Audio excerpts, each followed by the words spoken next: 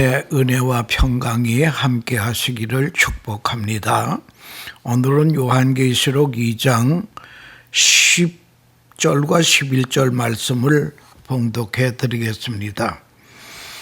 네가 죽도록 충성하라. 그리하면 내가 생명의 면류관을 네게 주리라.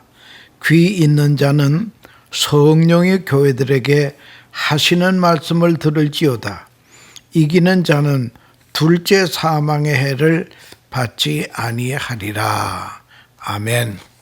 이 말씀을 가지고 생명의 면류관이라고 하는 주제로 말씀드리겠습니다. 여러분, 이긴다 하는 것은 참으로 기분 좋은 말입니다.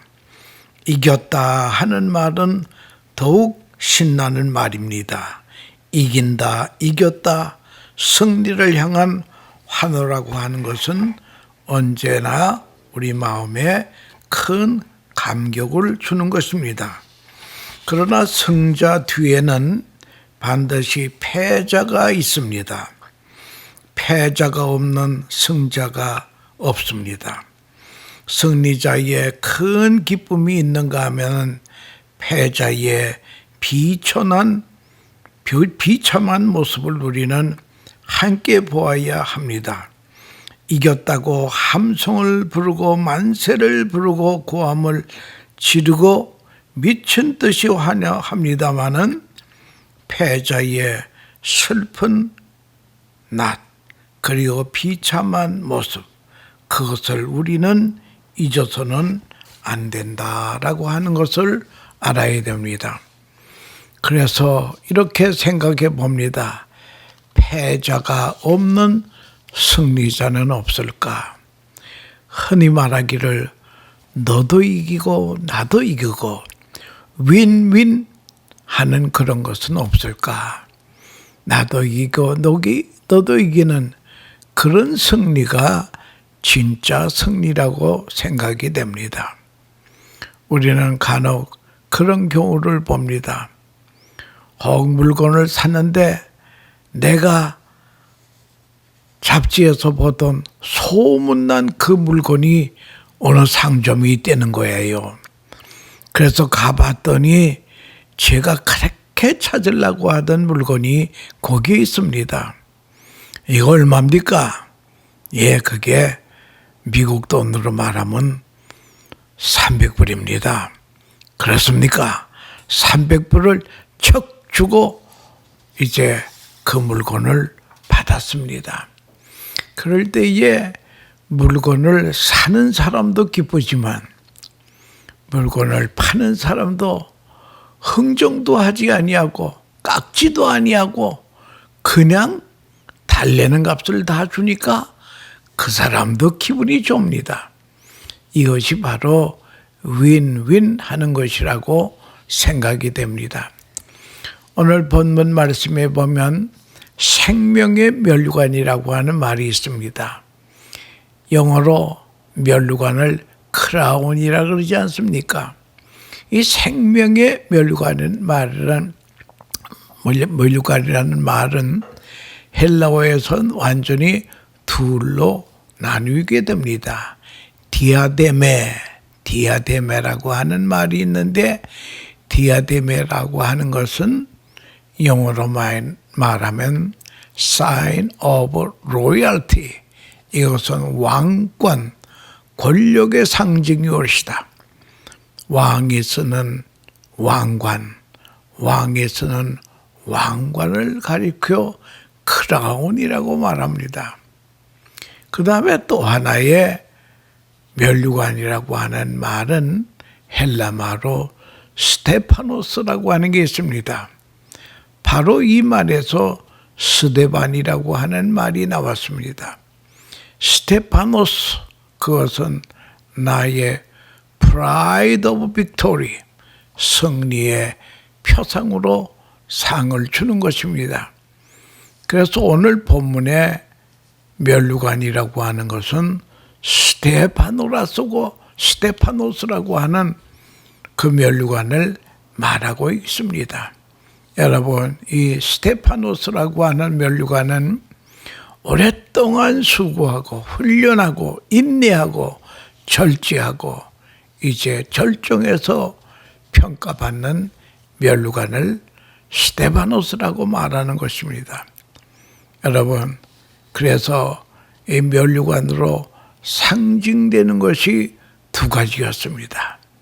여러분, 운동선수가 면류관을 얻기 위해서 열심히 연습합니다. 실제 시합에 나가서 보면 단 1시간, 단 30분, 어떤 것은 1분도 안 걸리는 그런 경기가 있습니다.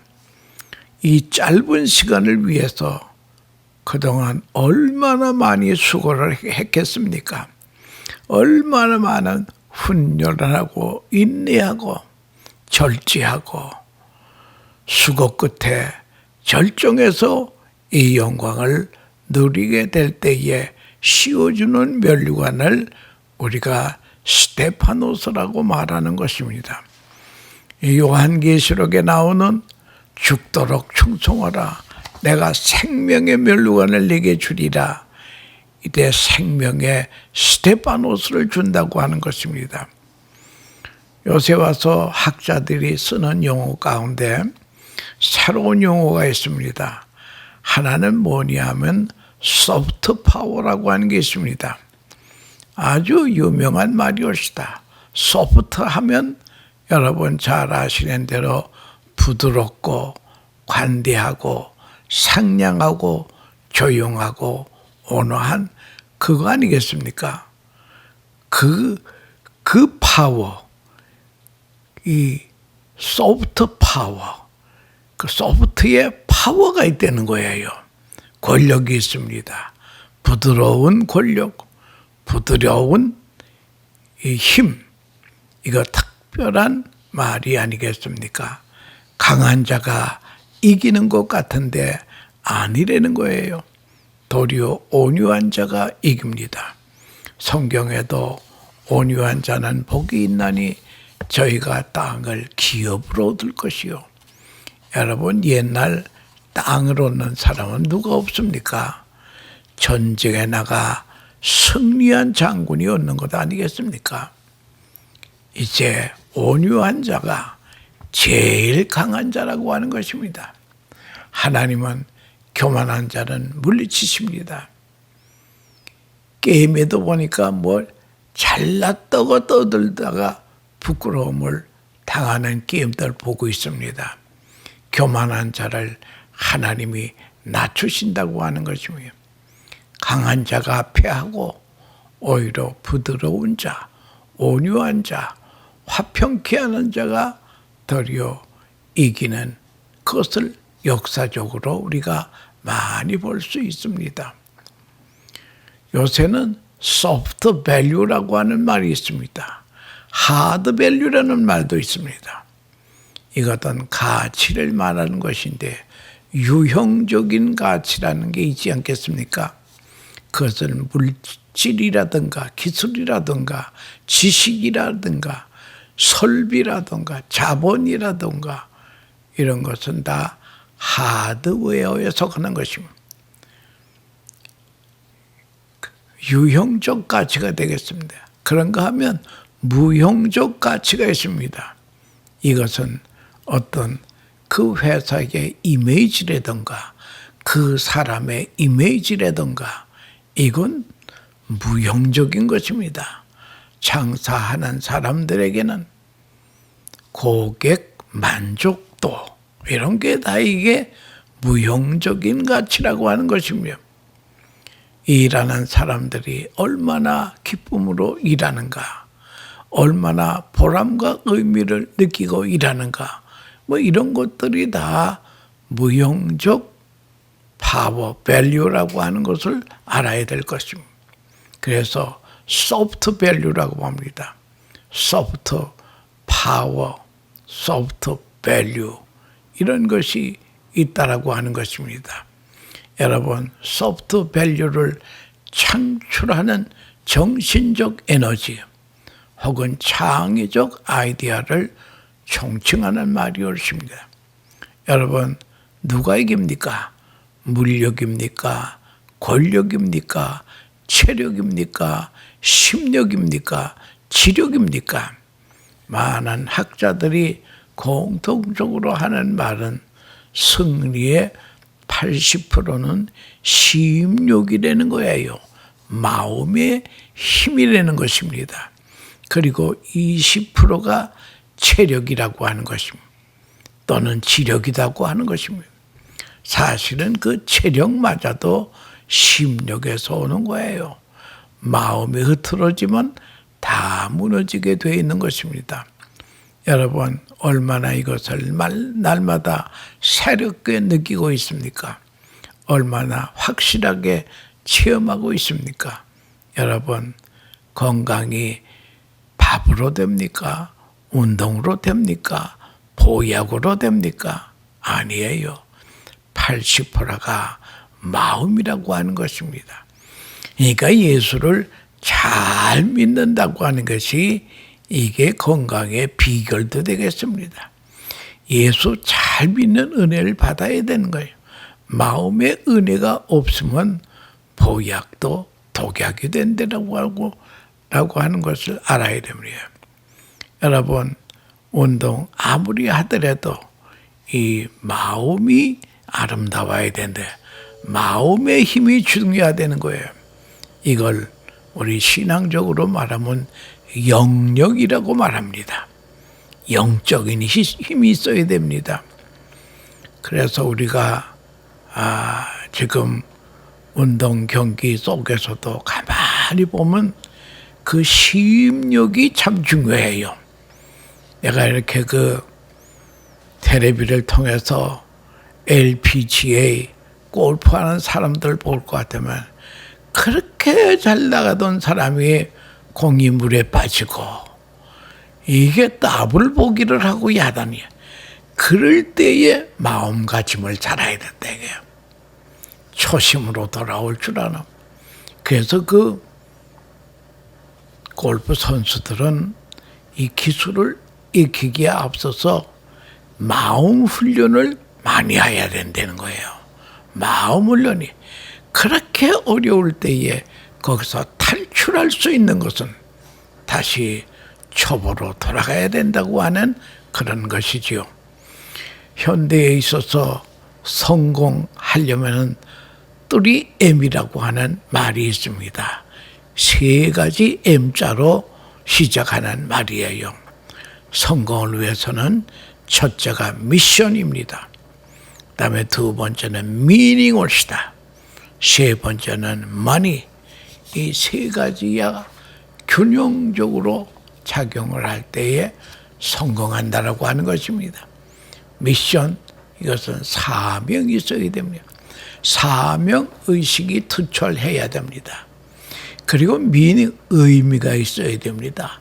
내가 하는 일에 보람과 의미가 없으면 아무 소용이 없어요. 그리고 경제적인 문제도 뒷받침이 돼야 된다라고 하는 것입니다. 사명은 목적을 말하는 것입니다. 무슨 일을 하든지 목적이 높아야 됩니다.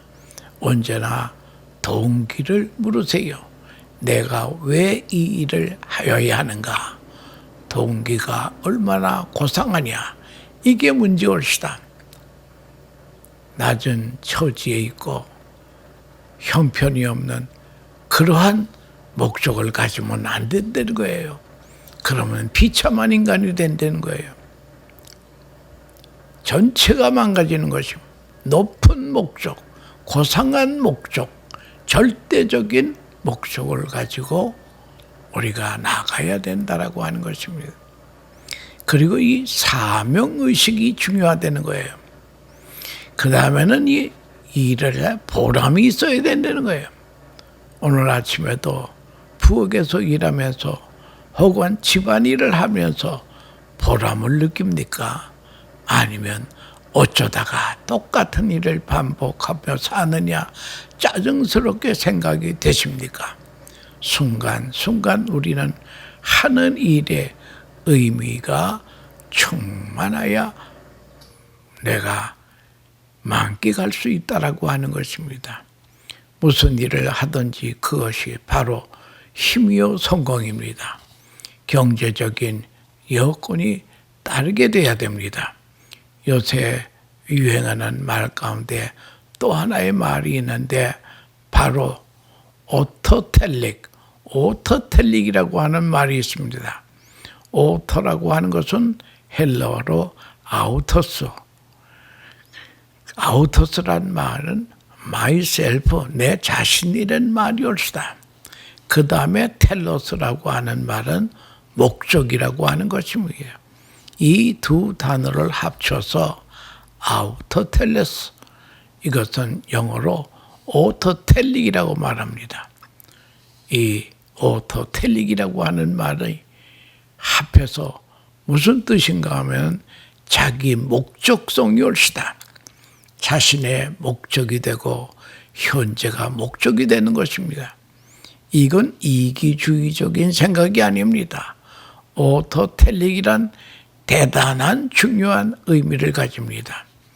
자기 목적성을 가질 때에 창의력도 생기고 자율성도 생기고 행복도 지혜도 생긴다고 하는 것입니다. 여러분, 우리 가운데 골프 하는 사람들 많이 있는데요. 이 일본에서는 골프를 하다가 1년에 130여 명이 죽는데요. 그 왜 죽습니까?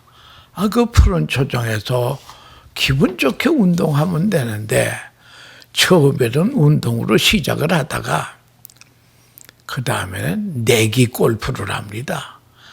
내기를 골프 하다 보니까 모두 저 사람이 안 되기를 바라는 그런 마음이 있어요. 그리고 그린에 올라가서 퍼팅할 때에 이 퍼터 하나가 돈이 얼마짜리라고 생각하니까 너무 긴장하다가 보니까 거기 그린에서 죽는 사람이 그렇게 많다는 거예요.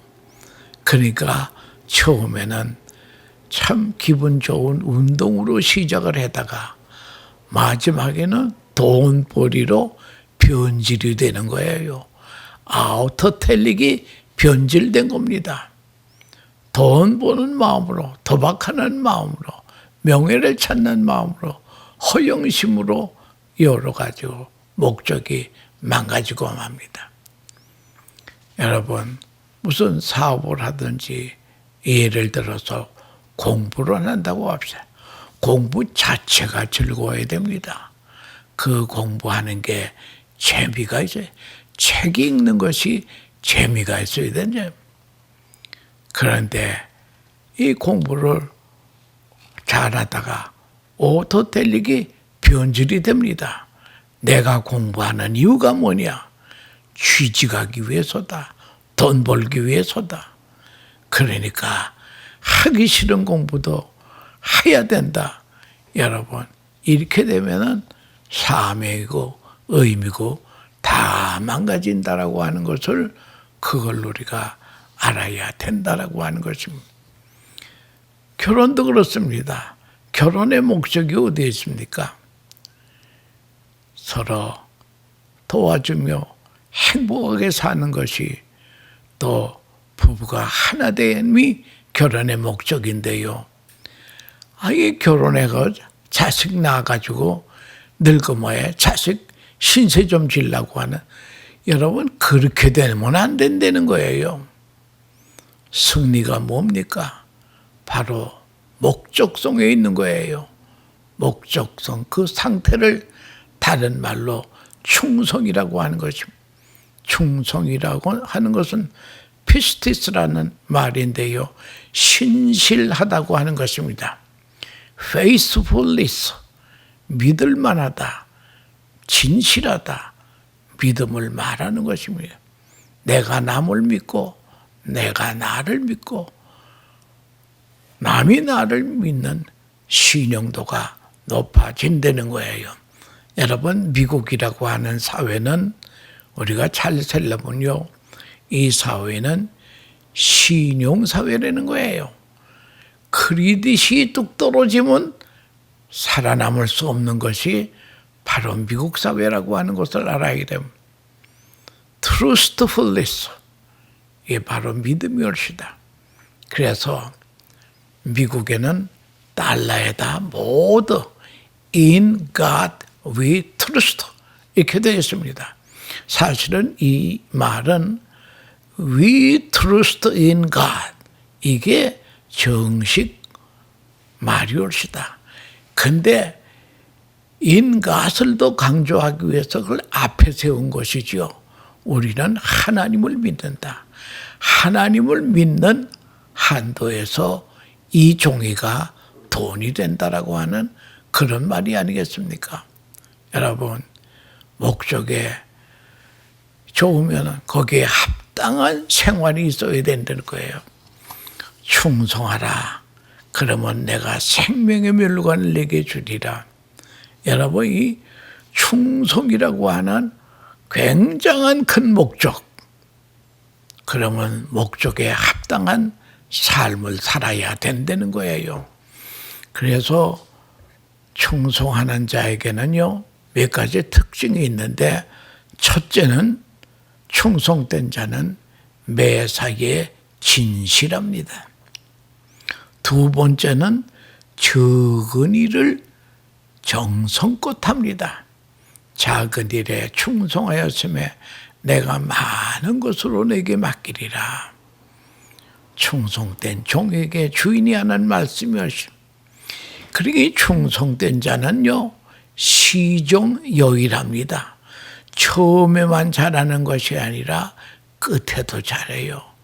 어떤 사람은 처음은 열심히 하다가 끝에 가고만 용두사미가 되고 마는 사람이 많이 있다는 거예요. 충성스러운 사람은 시종여일하다.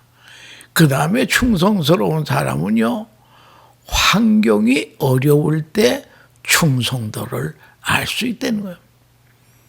좋은 시절에는 누가 충성자인지 알 수 없어요.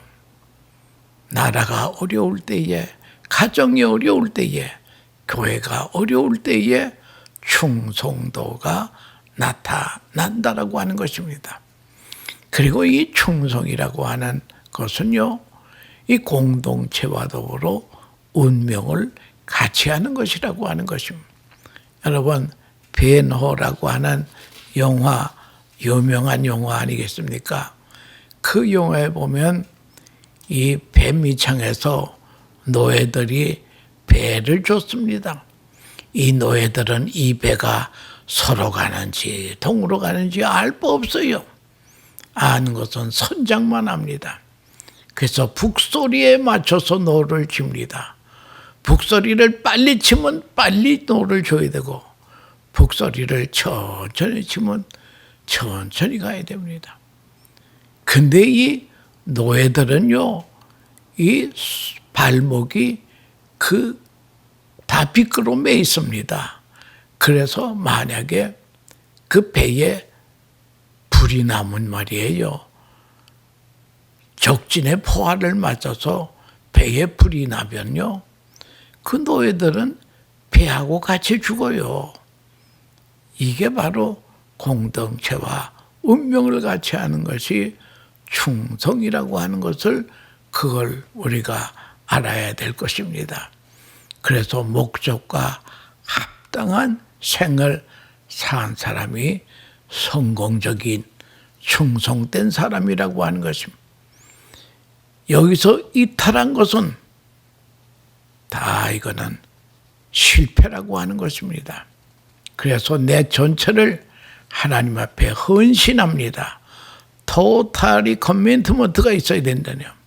온 정력을 다 기울여서 있는 힘을 다하여서 주님께 맡긴다고 하는 거, 헌신한다고 하는 그런 말이 된다고 하는 것입니다. 엘리 프롬이라고 하는 유명한 그 심리학자가요, 사랑은 주는 것이라 그래 말했습니다. 분명히 주는 것이 사랑인데, 근데 주는 것도 세 가지가 있더라고요. 주어서 무엇을 얻고자 하는 대가성이 있는 주는 것, 이거는 아니라는 거예요. 또 한 가지는 이건 줄 수밖에 없어서 할 수 없이 주어야 되는 거. 이건 마저 빼앗기는 것이고 강도 만난 그런 것이네요. 그러니까 하면은 마지막으로 창조적으로 크리에이티브 기빙이라는 것이 있습니다. 무엇인가 하면 주는 것이 즐겁다는 거예요. 남에게 베푸는 것이 기쁨이라고 하는 것입니다. 그래서 미국 사람들이 뭐 이렇게 고맙다고 인사를 하면 It's my pleasure. 이게 내 기쁨이라고 하는 거. 참 내 그 이야기를 미국 사람에게 들을 때에 얼마나 참 고마웠는지. 우리 한국에는 그런 게 좀 없는 것 같아요. 베풀 때에 이게 내 즐거움이다. 이 자세가 너무나 행복한 것입니다. 얼마나 큰 차이가 있습니까? 성경 말씀은 죽도록 충성하라. 그리하면 생명의 멸류관을 내게 주리라. 이 말씀은 소아시아 7교회 중에서 서모나 교회에 주신 말씀이올시다.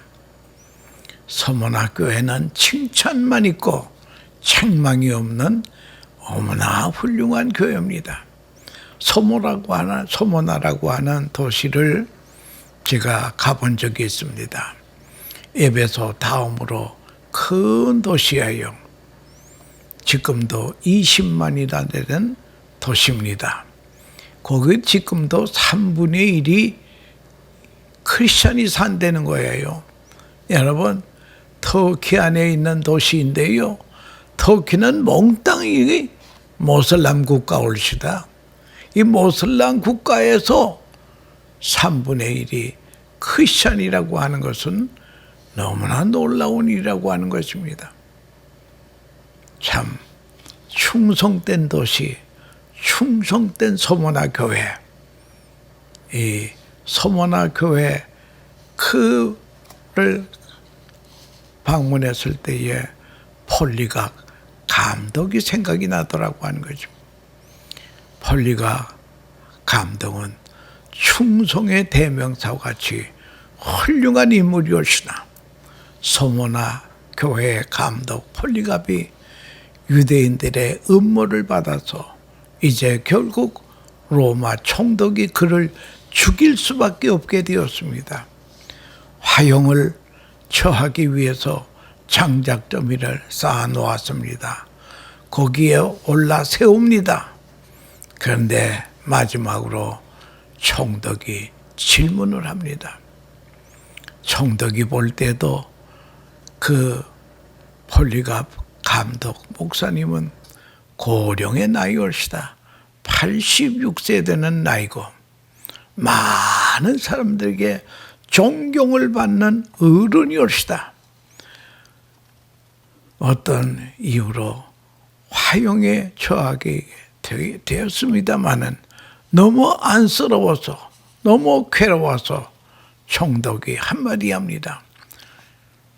감독님, 지금이라도 가이사 황제를 찬양하고 그리스도를 욕하세요. 한 번만 욕하세요. 그러면 놓아드리겠습니다. 그러면 조용히 다른 데 가서 여생을 잘 사십시오. 그러나 폴리갑 감독은 유명한 말을 합니다. 나는 86년 동안 그리스도를 섬겨왔노라. 주님은 나를 한 번도 배신하지 않고 오늘까지 나를 사랑했는데 오늘도 나는 주님을 배신할 수가 없습니다. 주를 위해 사는 것이, 주를 위해 죽는 것이 나의 최고의 영광입니다. 그래서 결국은 화형의 처형을 받게 되었다고 하는 것입니다. 여러분, 이것이 충성이라는 거예요. 죽을 때까지 충성했고 죽을 지언정 충성했고 죽는 것보다 충성을 더 높은 가치로 생각했다는 거죠. 여러분, 충성을 잃어버리면 아무것도 아닙니다. 진실을 잃어버리면 인생 실패자라고 하는 것입니다. 정직함을 잃어버리면 낭패라고 하는 것을 잊지 않아야 될 것입니다. 죽고 사는 것보다 진실함이 그 위에 있습니다. 충성이 위에 있다고 하는 거죠. 아브라함이 그 아들 이삭을 모리아산에 제물로 바치게 됩니다. 그 아브라함이 이삭을 모리아산에 바치는 거기에 대해서 많은 소설이 있고 많은 책도 쓰고 연극도 있습니다. 특별히 우리 뉴욕 근교의 랑카스타라의 밀레니엄 티어터가 있지 않습니까? 얼마나 무대가 큰지요. 거기에서 연중 성경 연극을 합니다. 그럴 때에 모리아산에 아브라함의 연극을 합니다. 연극이지만 마지막 장면에서 모두 사람들이 긴장하고 또 어떤 사람은 울기도 합니다. 그때에 이삭의 나이가 5살, 6살이 아니에요. 성경을 이렇게 보면 약 27살 된 청년이 올시다. 그러니 이 체포할 수도 없잖아요. 100사 넘은 아브라함이 어떻게 그 청년을 당하겠습니까? 그런데 아브라함은 이삭에게 이렇게 말합니다. 2가지 질문을 하더라고요. Do you love that I love you? 내가 너를 사랑하는 것을 네가 아느냐? 압니다. How much? 당신 목숨보다 나를 더 사랑한다는 것을 알고 있습니다. 됐어. 또 하나 묻습니다. Do you believe the promise of God? 너는 하나님의 약속을 믿느냐? 약속을 믿습니다. 변함없는 약속. 반드시 이루어지는 위대한 은혜의 약속을 믿는다는 거예요. 그러면 여기 올라가라. 2 손을 놓고 아버지가 묶으라고 그럽니다. 밧줄로 묶어놓고 그 다음에 아들을 제단 위에 누인 다음에 칼로 찌르려고 하는 그 장면, 연극이지만 정말 가슴이 뜨겁더라고 해요. 그 장면을 보면서 얼마나 긴장하고 많은 사람들이 옵니다. 감격스럽습니다. 이런 충성이 어디 있겠습니까? 내가 너를 사랑하는 것을 네가 아느냐?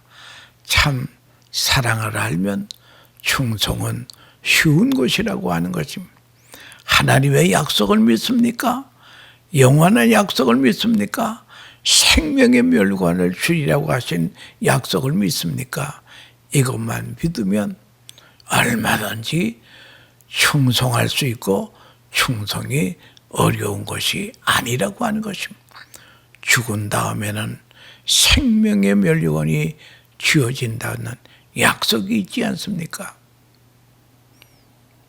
하늘의 밀알이 땅에 떨어져 죽지 아니하면 그대로 있고 죽으면 많은 열매를 맺으며 충성은 모든 것보다 위에 있습니다.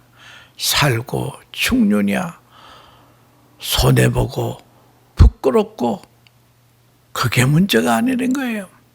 문제는 이제 충성이 최고라고 하는 것입니다. 특별히 우리는 지금 팬데믹이라고 하는 코로나 바이러스 19 시대에 살고 있습니다. 이럴 때에 우리는 충성과 진실이 그 모든 것보다 우선한다고 하는 그 믿음을 가져야 될 것입니다. 그에게는 하나님께서 생명의 멸관을 준비하고 계시다고 하는 것입니다. 우리 모두 성령님의 능력을 받아서 죽도록 충성하여 생명의 멸관의 소유자들이 다 되시기를 축원합니다.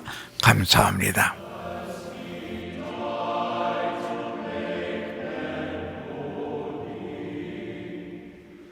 Let